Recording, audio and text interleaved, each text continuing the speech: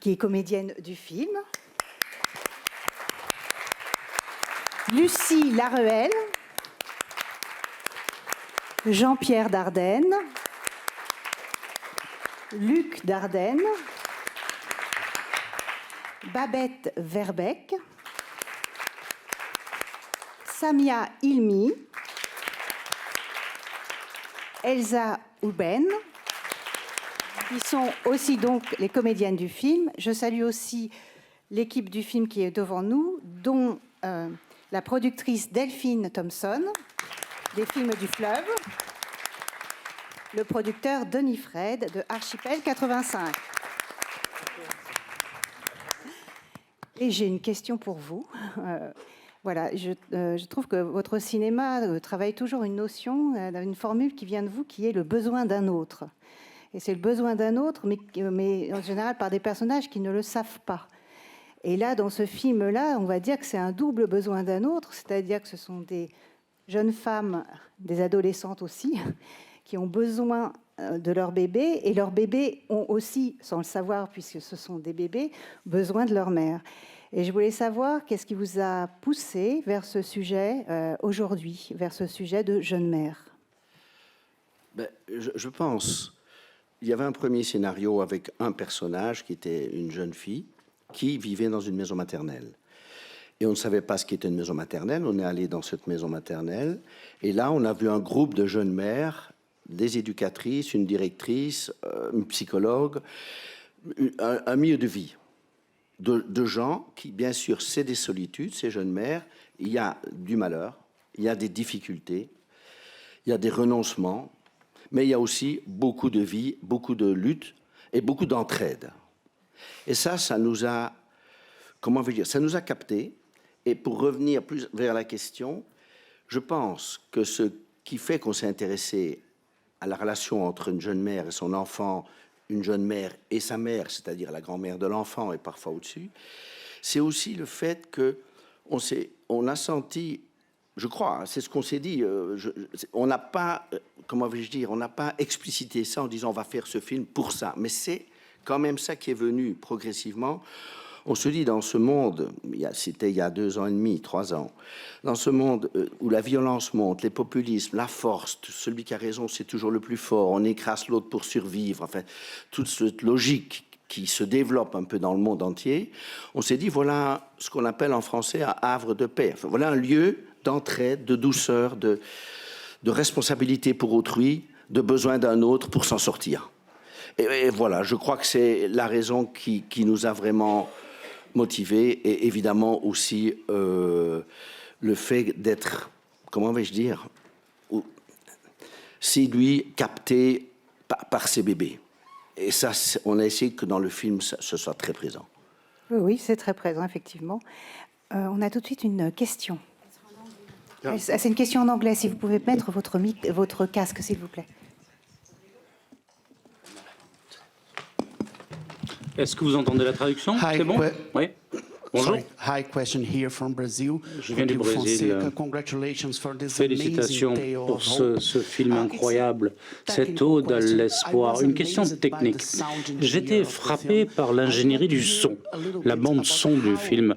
Pourriez-vous nous parler un peu de votre approche, de votre conception de la bande-son et en quoi votre background, votre passé dans le domaine des documentaires exerce-t-il une influence sur les choix que vous faites par rapport à la bande-son? D'abord, comme vous avez pu le remarquer déjà depuis quelques films, il y a rarement de la musique. Et ce n'est pas un jugement de valeur par rapport à l'existence de la musique dans les films.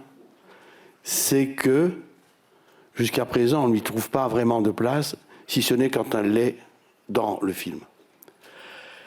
Et nous, le son, on a besoin que nos scènes soient rythmées, prises dans le rythme de la vie, si je puis dire. Et que tous les sons qui existent et sur lesquels on n'a pas de contrôle, on essaie de voir comment, dans la mise en scène, on peut les intégrer.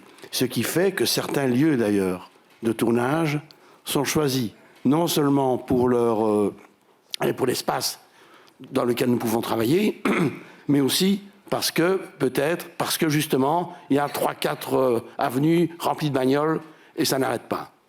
Et ça nous intéresse pour la scène d'avoir les bruits des voitures qui s'arrêtent, des camions, des bus. Donc, ça fait vraiment partie de la mise en scène au départ, puisque des lieux de tournage sont choisis aussi en fonction du son ambiant. Le son, c'est aussi les silences.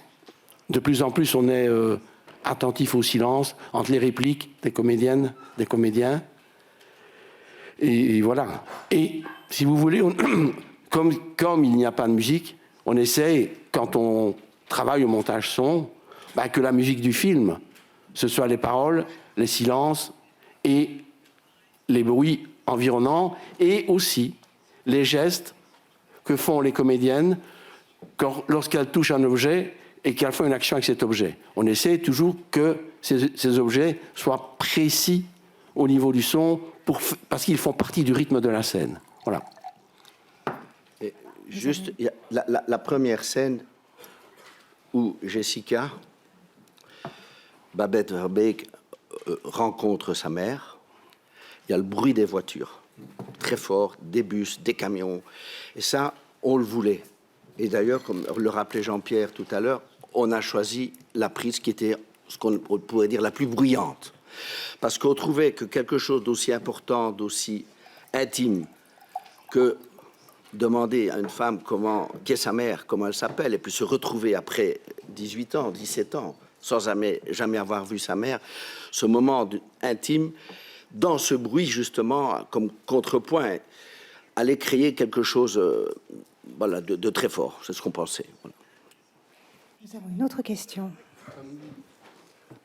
Peter Paul Huth, Interfilm Allemagne. Une question à le monsieur Dardenne, en français, je fais en français. J'ai parlé avec beaucoup de mes collègues et j'ai vu que même les plus endurcis critiques vétérans sont sortis du cinéma en larmes. Comment vous expliqué ces faits extraordinaires? Oui, c'est le fameux effet Dardenne, effectivement. Ne l'expliquons pas, ce sera Voilà. mieux. Ne l'expliquons pas. On dira que c'est parce qu'un jour, nous avons toutes et tous été des bébés. On est tous nés d'une femme. Nous avons une autre question. Bonjour, je suis Lukáš Širsa de Prague, télévision tchèque, télévision Noé. J'ai deux questions, une pour les frères Dardenne et une pour les actrices. Pour frères Dardenne, dans l'entretien, dans le revue pour le film français qui a été publié il y a 2 jours, vous mentionnez plusieurs fois qu'à cause des bébés sur le plateau, vous visionnez moins la perfection. Et vous dites aussi que la perfection peut devenir une prison. Donc, est-ce que vous pourriez développer là-dessus, nous dire peut-être aussi où vous voyez l'imperfection dans votre film? C'est-à-dire que quand on faisait Le Fils ou Rosetta, et qu'on était content de le faire et qu'on est content de l'avoir fait, on ne critique pas ce qu'on a fait avant, mais si par exemple la caméra, on n'a pas envie que Rosetta, que le spectateur ou la spectatrice voit que Rosetta va se retourner. Il ne s'agit pas que la caméra ralentisse quand elle marche et qu'elle la suit, qu'elle ralentisse ou qu'elle soit en avance sur Rosetta.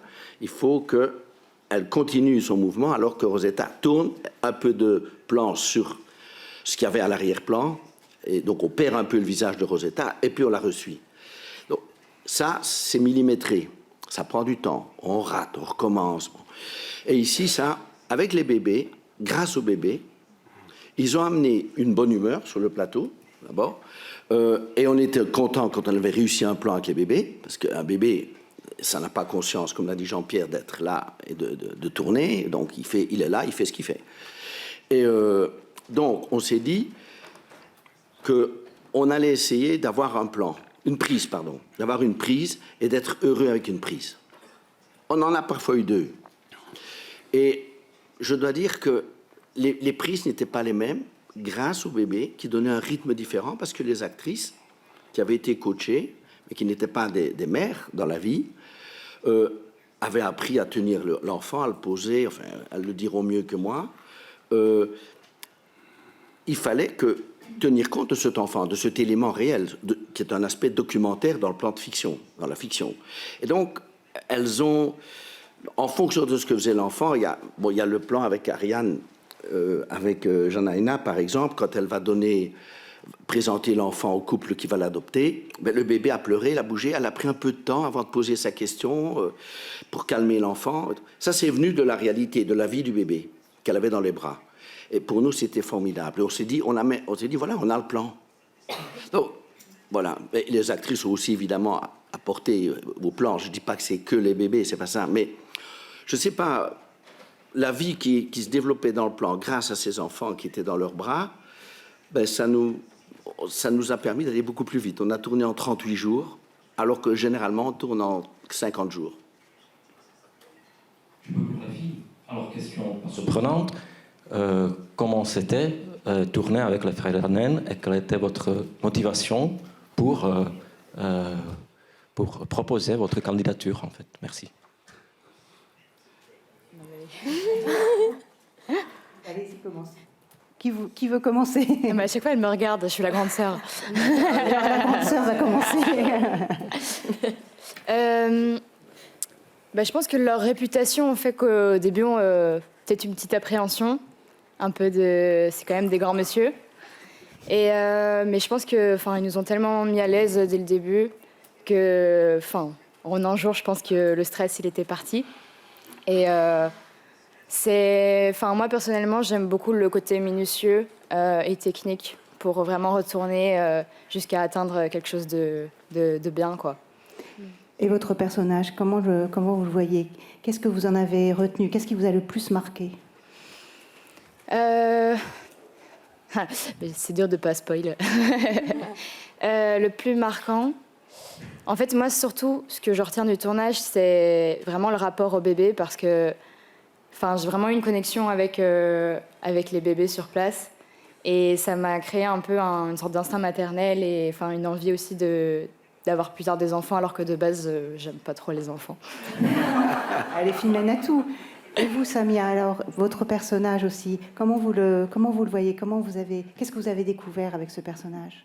Mon personnage, je pense qu'il est assez optimiste et je pense qu'il accorde énormément d'importance aux liens familiaux, même si elle a eu des difficultés. Je pense que c'est important pour elle de redécouvrir ça avec sa fille et sa mère. Et ouais, je pense que c'était assez impressionnant pour moi et j'ai appris un peu d'elle, de cette vision du monde un petit peu positive. C'est vrai qu'il y a beaucoup d'amour autour de votre personnage. Et vous, Babette, les choses sont plus dures dès le départ, hein, en tout cas dans le film.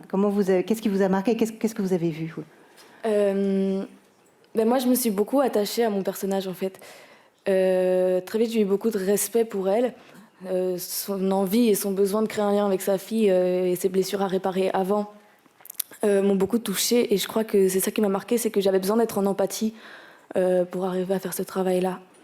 Et puis, pour compléter pour la question, Elsa, moi aussi, j'étais un petit peu stressée au début, travailler avec les frères Dardenne, mais en fait, ils te font très vite sentir à ta place et légitime d'être là. Et puis, c'était bosser avec les frères, mais c'était bosser aussi avec toute leur équipe. Et c'est vraiment une famille. Cette équipe, on sent qu'ils travaillent ensemble depuis longtemps, tout le monde sait ce qu'il a à faire, et on se sent hyper accueilli quand on arrive sur le plateau. Et moi, c'était mon premier tournage, et c'est ça qui m'a vraiment permis de pouvoir lâcher des choses et de me sentir à l'aise, parce que tout le monde était là, quoi. Donc voilà, c'était une chance. Et votre personnage est très courageux aussi, c'est très beau. Et vous alors? Votre personnage, il est assez tonique, énergique, il a une énergie très particulière, et ouais. Il est très beau aussi. Alors, comment vous avez travaillé avec les frères Dardenne, et comment vous le voyez, votre personnage? Alors, mon personnage, elle est très impulsive. Oui. Quand même sensible, très sensible aussi. L'un n'empêche pas l'autre. Oui. Je trouve qu'elle réfléchit pas beaucoup avant de dire des choses, mais après, elle regrette. Et peut-être un peu naïf vis-à-vis de son copain. Mais en vrai, c'est plus parce qu'elle veut vraiment former une famille. Et c'est super mignon en soi. Mais c'est un peu naïf parce que lui, il veut pas. Et, voilà. Et travailler avec les frères Dardenne, comme les 3 autres filles ont dit, c'était super. Moi aussi, c'était ma première expérience. Et ils sont super à l'écoute. super empathique, toujours dans la discussion, à savoir si on est à l'aise, à savoir si... En fait, on pouvait chaque fois changer ce qu'on voulait si on n'était pas à l'aise avec une scène. Et chaque prise qu'on refaisait, il nous expliquait pourquoi. En fait, il y avait vraiment beaucoup de communication et c'est très important pour se sentir à l'aise. Oui, pour que ce soit naturel. Voilà, pour ce naturel-là, d'ailleurs, qu'on voit pleinement à l'image. Oui. Et vous, Janina, où le rôle aussi est très, très intense. Oui, effectivement. Mais donc moi aussi, mon personnage m'a beaucoup touchée. Quand j'ai lu le scénario, je trouvais ça aussi intéressant de parler, parce que dans le film, ma mère m'a aussi eu tôt, enfin la mère de mon personnage. Et moi, Ariane aussi a un enfant tôt. Et donc, c'est aussi parler de ces schémas familiaux qui peuvent parfois se répéter. Et oui, moi, elle m'a super fort touchée. J'ai déjà eu d'autres expériences avant dans le cinéma, mais là, j'ai l'impression vraiment la première fois que je me suis sentie aussi proche d'un personnage que j'ai pu incarner. Et même là, hier, revoir le film, les émotions qui reviennent tellement fort, parce que du coup, on l'a vécu. Et oui, je sens que j'ai vraiment très fort vécu les scènes que j'ai jouées. Et je me suis aussi sentie très bien accompagnée, guidée, conseillée, entourée aussi par les filles. Ça, c'était incroyable, parce que dans mes autres tournages, il n'y avait que des adultes. Oui. Et là, vu qu'on est des jeunes, c'est chouette. Mais c'est vrai que tous les personnages existent puissamment et que là, vous retrouvez, moi qui ai vu le film, vous retrouvez toutes. C'est assez merveilleux, c'est vraiment étonnant. On a d'autres questions. Alors, en anglais. Donc, casque, pour ceux qui veulent. Good morning. Good morning. Bonjour. Monsieur Jean-Pierre and Luc. I'm a little nervous because this is very personal. Je vais vous dire quelque chose de très personnel. J'adore votre travail. Je l'admire énormément. J'étais tellement ému par ce film. J'ai été maman très, très, très jeune. À l'âge de 16 ans, à l'époque, j'étais au collège. On m'a viré. J'étais stigmatisée, afro-américaine, enceinte au cours des années 70, vous imaginez. Donc mon fils et ma fille sont assez âgés aujourd'hui. Et je pensais avoir laissé ce passé traumatisant derrière moi. Jusqu'à ce que j'ai vu votre film et que j'ai vu ces jeunes filles dans le film. Et je me disais, mais est-ce que moi, à l'époque, j'étais aussi jeune? Je suis désolé, je suis ému, je suis désolé. Prenez votre temps, madame. Excusez-moi, je suis désolé. Vos films apportent tellement de bonheur, tellement d'empathie. Pour moi, ça m'a beaucoup apporté. Ce que le cinéma sait faire, c'est qu'il vous permet de vous transposer dans le rôle de quelqu'un d'autre qui est différent de vous et que vous finissez par comprendre. Vous finissez par comprendre sa psychologie. Et donc, il a un pouvoir fédérateur, le cinéma, raison pour laquelle j'adore vos films. Et comment ce talent que l'on retrouve dans tous vos films, les enfants, Rosanna, le fils, etc., ça revient à chaque fois dans tous vos films. Donc vous avez un noyau de bonté, de morale. Ça vous vient d'où? De votre éducation. Ça vient du fait que vous travaillez ensemble entre frères. Qu'est-ce qui fait dans vos caractères que vous arrivez à faire des films aussi prodigieux? Yes, thank you. Thank you. Merci. Merci. And now in French. Et je passe au français. Je pense que, sans vouloir m'embarquer dans des grands mots, je pense qu'en tant que cinéaste, mais en tant aussi qu'être humain, qui est cinéaste, qui sommes cinéastes, on s'intéresse vraiment, mais vraiment, à nos personnages. On veut qu'ils soient vraiment présents, le plus présent possible, avec le moins de pittoresque, que ça va depuis les habits jusqu'à la manière de s'exprimer. leur déplacement, leur présence. C'est ça qui nous intéresse. C'est parce que, si vous voulez, a priori, on les aime vraiment. Et on aime vraiment Ariane, on aime vraiment Julie, on aime vraiment toutes. Et pour qu'elles puissent vraiment exister devant la caméra, pour qu'elles soient vraiment la plus présente possible. Parce que tout le reste, toute la mise en scène et tout ça, qu'est-ce qui fait qu'on fait un mouvement, pas un mouvement, que les comédiens bougent dans un sens, pas dans un sens? C'est parce qu'on essaie de trouver la manière dont ces personnages soient le plus présents possible. Et parfois, c'est simplement un plan d'un visage à l'arrêt pendant 30 secondes. Et on sent qu'après 35 secondes, c'est plus ça. Voilà, c'est parce que c'est vraiment ça qui nous intéresse, c'est l'être humain. Comment filmer le plus simplement l'être humain pour qu'il puisse être le plus présent et qu'il puisse, comme vous dites, être en dialogue avec le spectateur et la spectatrice. Et qu'il puisse émouvoir le spectateur et la spectatrice au point que certaines spectatrices et certains spectateurs sentent chez eux des choses qui bougent, qui vibrent, comme ça n'avait pas vibré avant. Et que ce n'est pas les mêmes qui sortent de la salle que ceux qui sont entrés. On sort transformés. Voilà.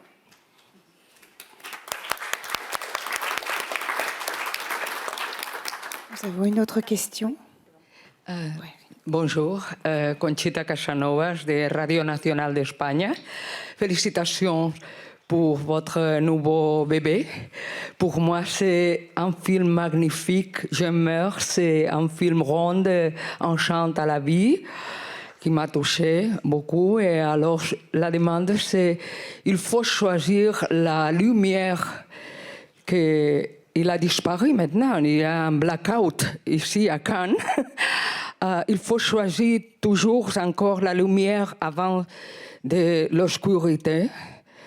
C'est votre choix aussi dans les films. Merci.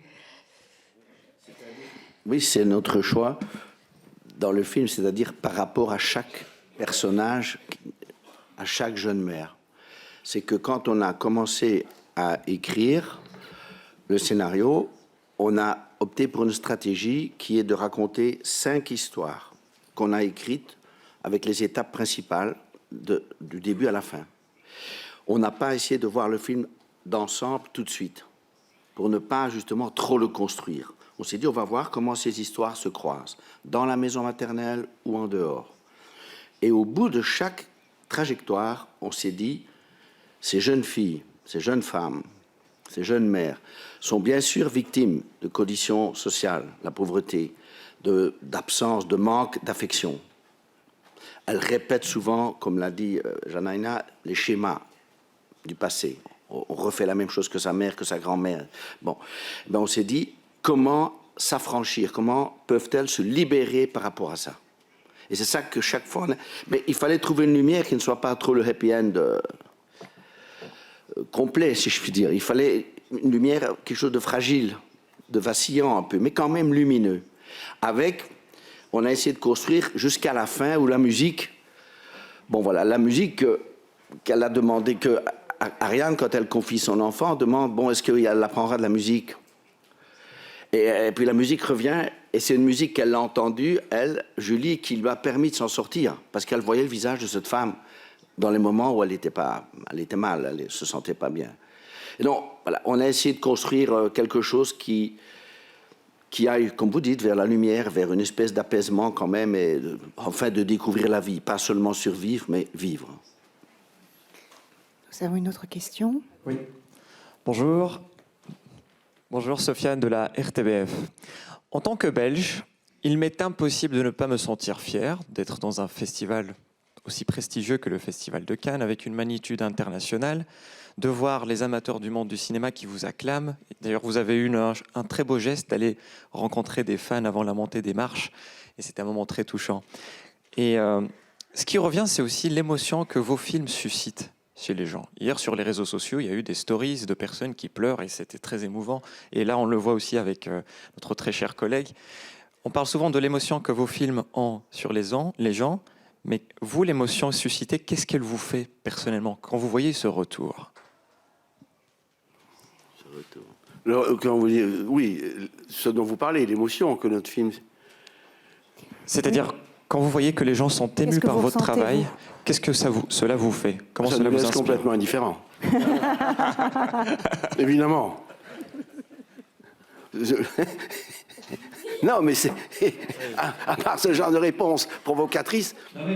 Non, dans le sens où. Non, je pense que c'est pas une provocation. Je pense que c'est pas une provocation. Non, mais moi, ma réponse. Ah oui, la vôtre, oui, absolument. C'est-à-dire qu'à un moment donné, votre travail est tellement reconnu et tellement devenu une référence. Qu'est-ce qui vous inspire dans ces réactions pour continuer peut-être à créer encore plus? Ça nous encourage pour le futur. On se dit, tiens, le film sur lequel nous avons travaillé pendant 2 ans, 3 ans, et nous n'avons pas travaillé seuls. Ici, voilà les 5 comédiennes principales du film qui ont donné vie à ce film. Hein. Il y a l'équipe qui a travaillé avec nous.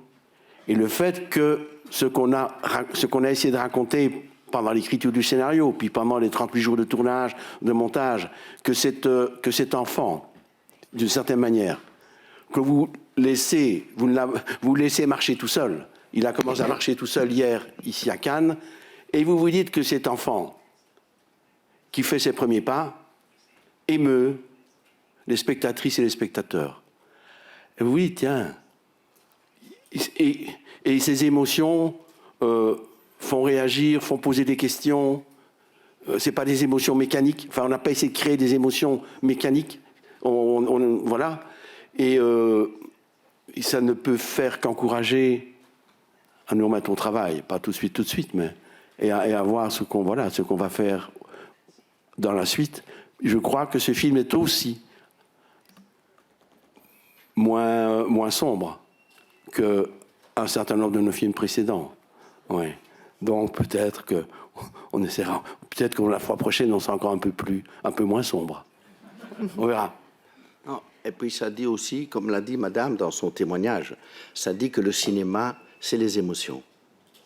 Il y a quelque chose qui fédère, comme elle l'a dit, il y a quelque chose qui communique, qui passe entre l'écran, les personnages qui sont plus des personnes chez nous et les gens qui sont dans la salle. Et ça, c'est magnifique. C'est ça. C'est comparaison, bon. Mais je veux dire, c'est une sorte de maison maternelle, si je puis dire. Pour les spectateurs, c'est ça qu'on essaie de communiquer, c'est cette douceur qu'on a découverte là-bas. Et la manière dont on a filmé, aussi, on a essayé d'être dans cette douceur aussi, dans la manière de bouger notre caméra. Nous avons une autre question. Et puis, quand même, on a été, puisque nous sommes, je ne dirais pas tous là, mais avec les comédiennes principales, on a été émerveillés aussi par leur travail. Voyez-vous? Et ça, parce que c'est des paris, quand vous dites, ce sera elle et elle qui vont donner vie à nos personnages, et quand vous voyez comment, dès les premières prises, dès les premiers plans, et qu'il y a quelque chose qui est en train de se passer devant votre caméra, ça ne peut que vous encourager à justement essayer d'être le plus simple possible, comme on parlait tout à l'heure avec Madame. Et ça, c'est grâce à la présence de ces jeunes filles, de ces jeunes mères, de ces jeunes filles, de ces actrices. Parce que c'est elles qu'on voit quand même. C'est elles qu'on regarde, c'est elles qui émeuvent, ou pas, qu'on suit. Donc, voilà. On a une autre question. Bonjour, Gérard Chargé de Cinézoom. Alors moi je tiens à vous féliciter, et puis toutes les comédiennes, je les félicite tout particulièrement parce que c'est vrai que ça mériterait peut-être un prix d'interprétation d'ensemble. Donc, mais ça, c'est mon avis personnel. Mais alors moi j'aimerais poser une question par rapport justement à ces maisons. C'est vrai qu'on sait qu'en Europe, quand on s'intéresse un peu à certains sujets, que ça existe. Je ne savais pas moi qu'il y en avait peut-être autant, parce que c'est vrai que par la foisonnance de vos personnages, vous montrez qu'il y a beaucoup de cas. Moi, ce que j'aurais aimé savoir, c'est que comment on explique aujourd'hui, avec toute la prévention qu'il y a par rapport à ça, qu'il y ait de plus en plus de jeunes qui ont des enfants aujourd'hui. Voilà. Et si les comédiennes veulent intervenir là-dessus, quel est leur avis? Merci. Je pense que, nous, ce qu'on a constaté en s'informant, il y a des différences entre les pays. En Roumanie, par exemple, il y a beaucoup plus de jeunes mères qui ne sont pas prises en charge qu'en Belgique ou en France. Donc, comment se fait-il que des jeunes mères se retrouvent dans des institutions, pour autant qu'il y ait des institutions, parce que il n'y en a pas partout et pas beaucoup, dans certains pays, très peu. Ça, c'est une question qui concerne, je dirais, l'éducation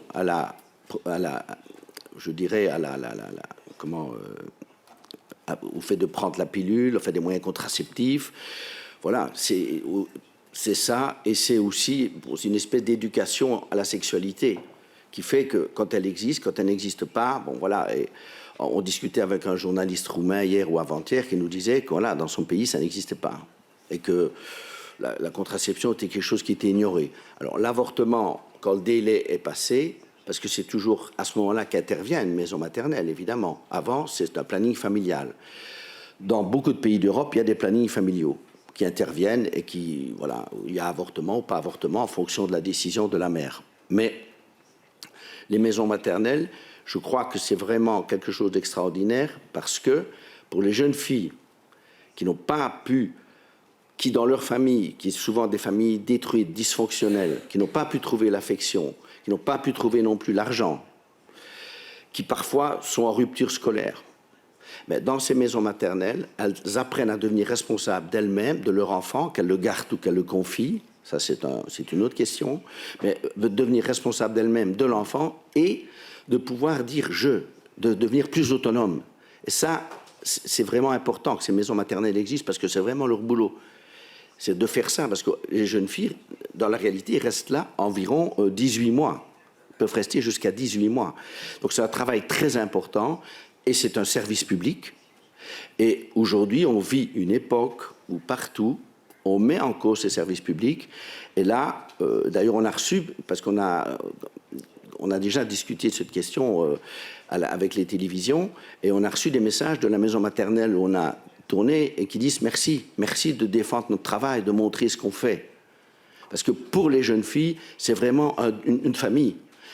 Vous avez vu, c'est une institution, mais les rapports sont assez individuels quand même. Chacune n'a pas son éducatrice, mais il y a quand même des liens personnels. Et les mères qui sont dans ces institutions, les jeunes mères, ont toujours un rapport privilégié avec une ou avec l'autre. Voilà. Donc, moi, je dis, c'est vraiment un travail merveilleux qu'il faut continuer à encourager et qu'il faut subventionner. Nous avons une autre question.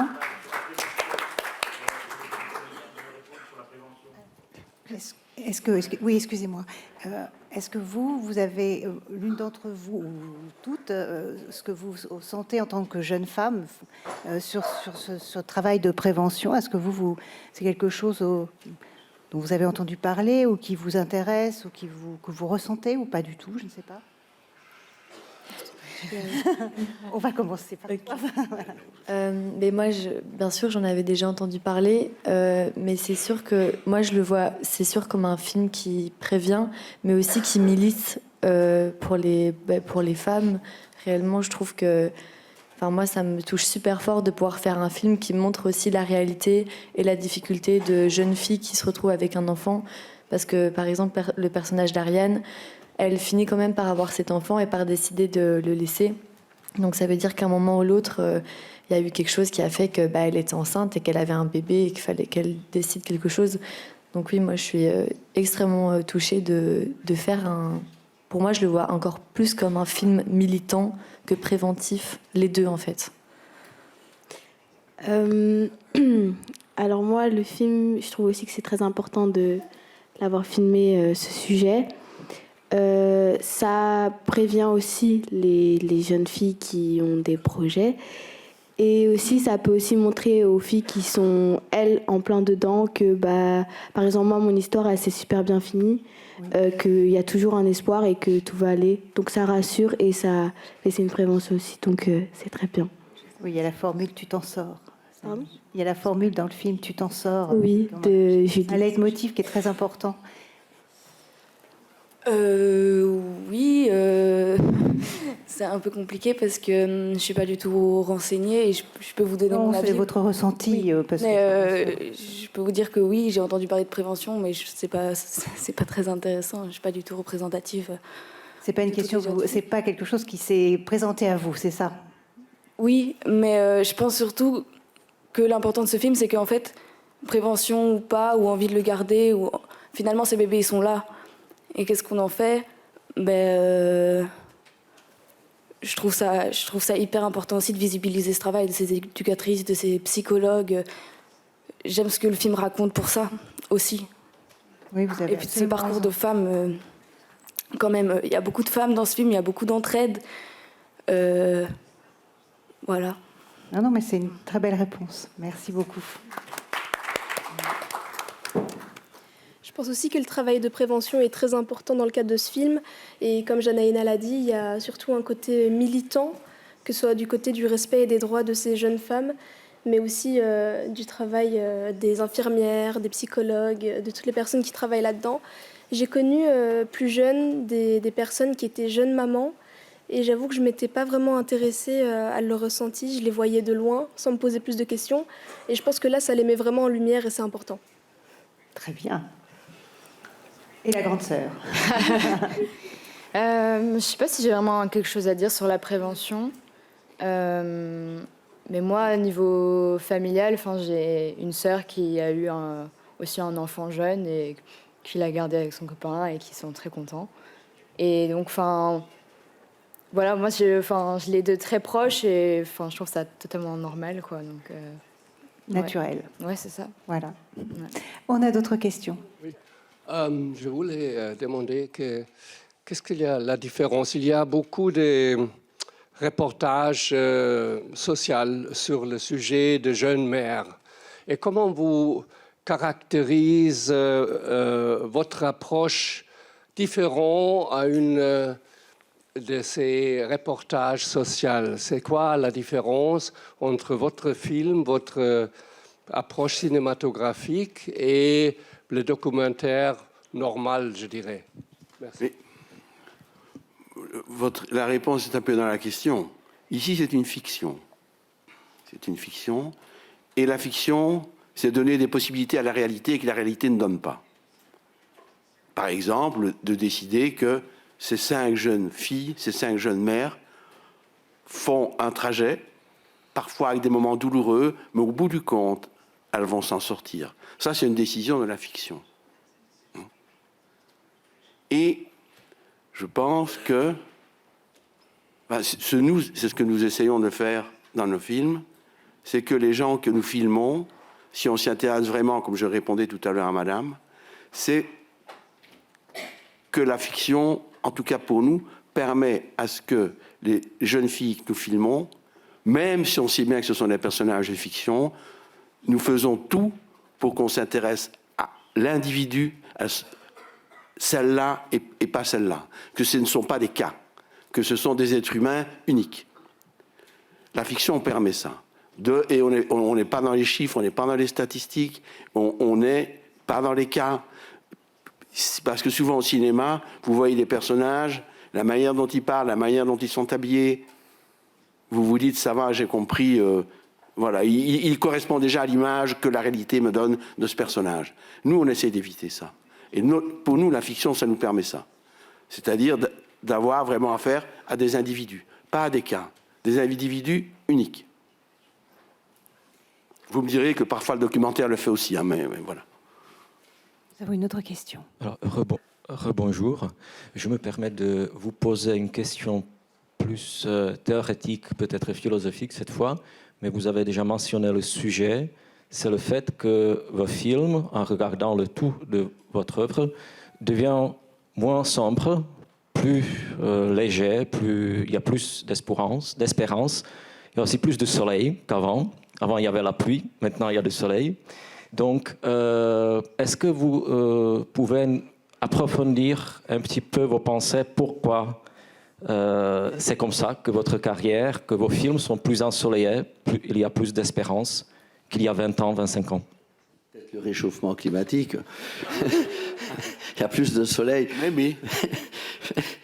Bon, c'est une des conséquences positives. Il y en a très peu. Il n'y en a même aucune, sauf peut-être celle-là pour nous.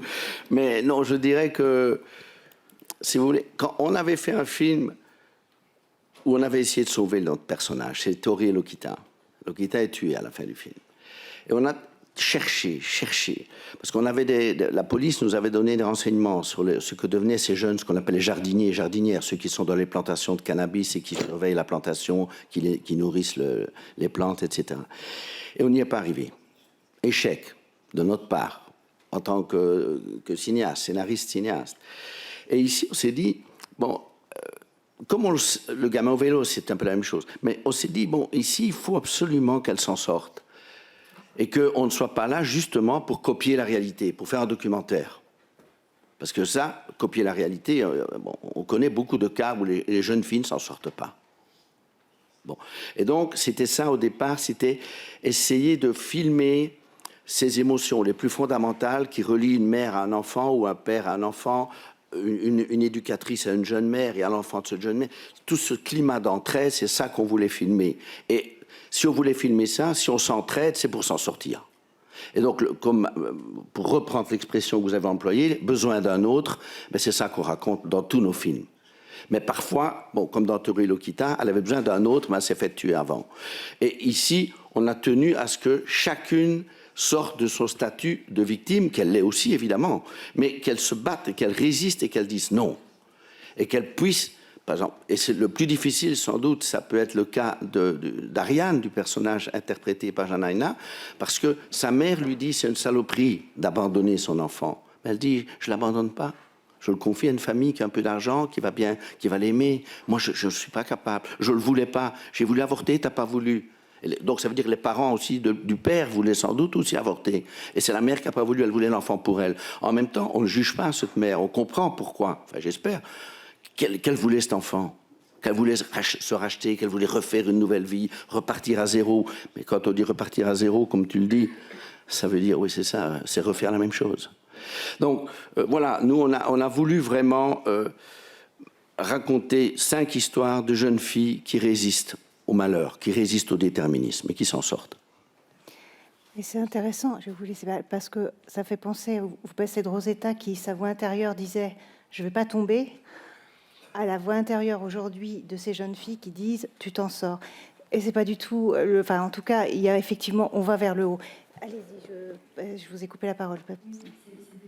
C'est un peu un lien avec ce que Luc a dit, que aussi le film il montre bien que finalement tous les parcours, que tu décides de le garder ou de ne pas le garder, ils sont justes et ils sont bien tant que c'est en accord avec ce que la fille décide de faire. Et ça aussi, je trouvais ça, en tout cas surtout pour Ariane, très beau qu'on montre que c'est OK de décider de ne pas vouloir l'enfant, quoi.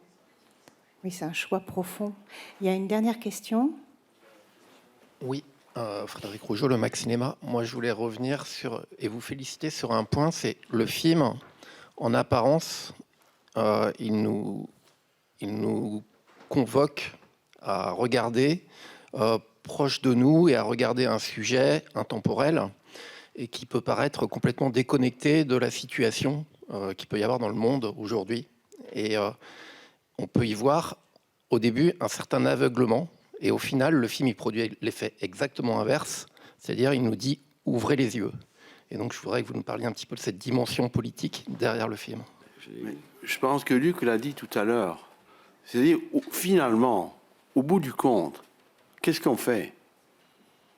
On filme des gestes d'entraide, de solidarité dans un lieu qui s'appelle une maison maternelle, où tout le monde s'occupe de faire fructifier la fragilité de la vie. Et on fait ça, et on s'intéresse à ça, à cet endroit précis, à ces 5 filles, et à leurs bébés, et aux gens qui les entourent, à un moment où, dans le monde, dans beaucoup d'endroits en tout cas, c'est la loi du plus fort, de la violence, des abrutis, qui domine. Et les seuls rapports humains qu'on nous propose sont ceux de la survivance, comme on dit, et d'éliminer les autres s'ils vous ennuient parce qu'ils vous empêchent de faire ce que vous avez envie de faire. Et que si vous arrivez à les éliminer, bah, c'est un peu de leur faute, c'est parce qu'ils sont faibles. Alors que les faibles, bon. Et nous, on s'intéresse aux faibles. Et on s'intéresse à un des trucs les plus faibles et les plus fragiles, c'est ce premier rapport entre 2 êtres humains, entre une mère et son enfant, son bébé. Et comment on fait autour d'elle en sorte que ce lien se tisse et que des décisions soient prises et qu'elles arrivent à dire je. Voilà. Dans ce tohu-bohu général, on essaie de s'intéresser à la fragilité de la vie. Voilà. Et comme l'a dit aussi Jean-Pierre tout à l'heure, c'est que c'est le regard qu'on porte. C'est ça. Parce que vous avez parlé de politique, cinéma politique. On s'en fout de ça. Ce qui compte, c'est comment on filme une actrice, un acteur, un bébé. Comment on le filme? Comment est-ce qu'on fait qu'il parvient à devenir un individu? Et regarder un individu, c'est le contraire de la force. La force ne veut pas des individus, elle veut de la masse. Et ça, c'est comme ça qu'on rend sensible à une personne, au destin d'une personne, ici de 5 personnes. Et ça, c'est la manière dont nous, on comprend le cinéma, comme on le voit. Sauver l'individu, qui ne disparaisse pas, ce qui est en train de disparaître. C'est sur ces paroles formidables que la conférence de presse se termine. Je vous remercie tous beaucoup pour ce film, le film magnifique, vraiment. Et c'est un film qui va vers le haut, c'est un film essentiel, mais vraiment, vraiment. Merci beaucoup. Merci à vous.